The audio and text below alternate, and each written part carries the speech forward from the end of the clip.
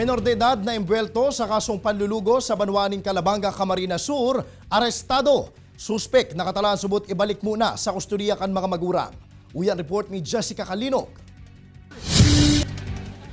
Sa lindong kan mandamiento de aresto na pigbaba kan Regional Trial Court kan Banwaan in Calabanga, Camarines Sur, arestado na ang pigkokonsiderar como rank 5 municipal most wanted person kan Banwaan na embwelto sa kasong panlulugos.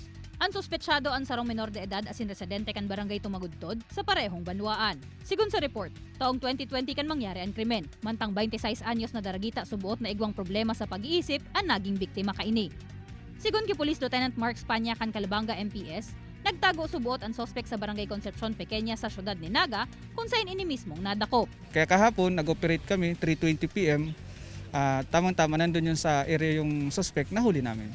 Sa ngunya nagtitinir ang suspect sa kustodiya kan Calabanga MPS, mantang nakatalaan man ining i-turn over sa Municipal Social Welfare and Development Office para sa maninigong disposisyon. Alagad sigun ki Rogelio Lalong Isip Jr. kan MSWDO Calabanga, ibubuelta mo na subuot sa kustodiya kan mga magurang ang suspect, makalihis ining isairarom sa counseling huli tamayo subuot nin pasilidad ang LGU na pwedeng tiniran kan menor de edad.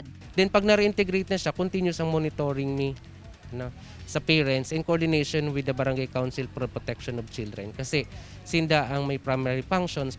Dugang panilalong isip, oras na mapatunayan subuot ang kasalaan kan suspect mantang menor de edad pa, posibleng darahon mo na subuot ini sa Sorsogon para sa rehabilitation. Sa huri, nagpatanid man ini sa mga magurang na bantayan ang saindang mga aki o rugnaan mga menor de edad. Asin dae magduwa-duwang tuyawan ang mga ini kung may salanggibo para maibitaran na maimbwelto sa mga siring na insidente.